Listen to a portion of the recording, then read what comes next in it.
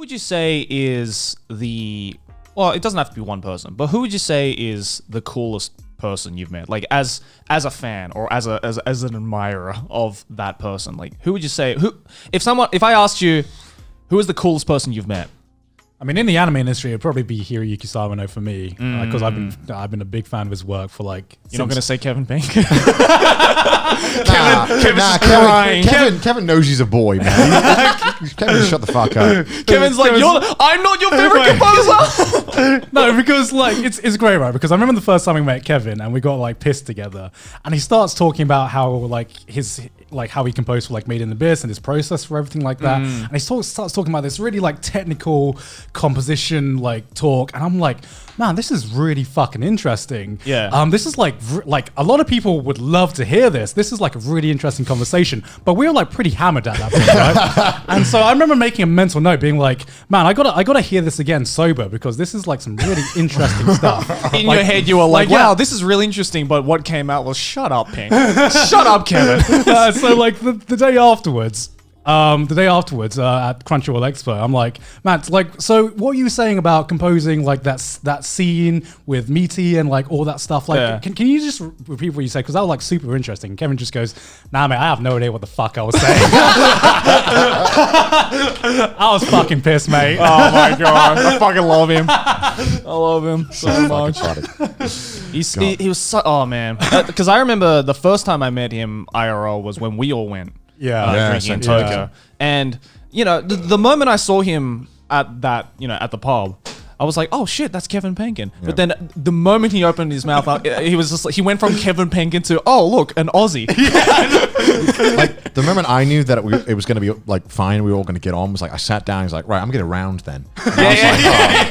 Fantastic. Okay, and if you know what a round is, in the UK and Australia, we have this thing where I think it's a way to like trap you into having at least like 7 drinks. Yeah. Basically, it's a system where, and this probably sounds like hell to like socially someone who doesn't drink. Yeah. It's basically like if there's like 4 or 5 of you, someone buys the round, which means that they buy all the drinks for everyone, and then you kind of rotate who does it. But obviously, you can't just then have one. You have to go through the whole cycle. Yeah, because you don't want to be that guy who doesn't pay for their round. Yeah, you don't want to. Everyone will know you're the stingy one. You don't want to be in debt with anyone. So you're getting at least as many rounds as there are people on the table. Yeah, right? Exactly. And that's just how the drinking culture works. It's such a horrible social trap, because when you think about it, like in terms of the amount of money you spend, it's literally net zero, right? Yeah. If you make it through the entire round. But for some reason you're locked into this until the round is completely over. It's horrible. I feel like whenever I've try to get Americans to do this. They're like, no, that sounds stupid. Why would we do that? And I'm like, no, just do it. Just do it. It's a social thing. Right? Just try it. It's like logically, it's like, why it's would a way I not to get everyone drunk? Yeah, but it's just a way to get everyone drunk and everyone social, because like you're all in this together, right? The moment you sit down, you are in the cult. You cannot leave. Yeah. So like Kevin would just fucking okay. I'm. This is just a 10-minute Kevin Penkin appreciation. This is a 10-minute Kevin rant. Like if you hang out with Kevin, he has this thing called Oolong High or Oolong Die, and Oolong High is just like the worst fucking drink that gives you the worst hangovers, because it's like whiskey and oolong, right? Yeah, or something like that. Oolong and like, or is it shochu and oolong? Yeah, it's shochu. Yeah, shochu, some fucking disgusting. Yeah. Shit.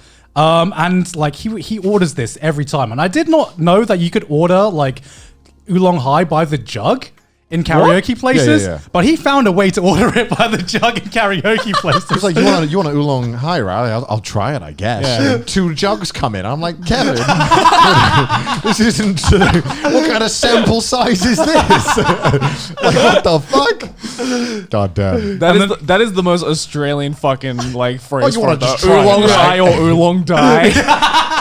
My God. Yeah, and then there's this one other time when I went to fucking Yakiniku with Kevin, and it was like all you can eat as well. Yeah. Right. So Kevin took all you can eat as he takes the menu and he orders 2 of everything off the menu. Oh my God. Because he was just that hungry. So much disgusting stuff as well. On that Yeah, and just like the food kept turning up, and it was like, and he didn't tell everyone that he was ordering this much food. Right. So we would finish this, and we were like, it was like that scene in Seven where the guy over overfeeds like the first like sloth guy, and like to like kill him. That's what it felt I like. did not Right? see the reference going there. No. Like, because you were just eating food, and you were like, your stomach was already like expanded beyond like, it like felt like my stomach was fucking Jupiter or something. You know, that's how expanded it was. Yeah. And then as soon as we finish, another round of fucking yakiniku comes. I look at Connor. We're like, why did we sign ourselves up for this? Yeah, we made him like tell the kitchen like stop, stop the order. We take it back. Like fuck, go back. Oh my It's god. awful. Yeah. Oh, Well, we man. can't wait to have Kevin on the show. Yeah. If you couldn't already tell.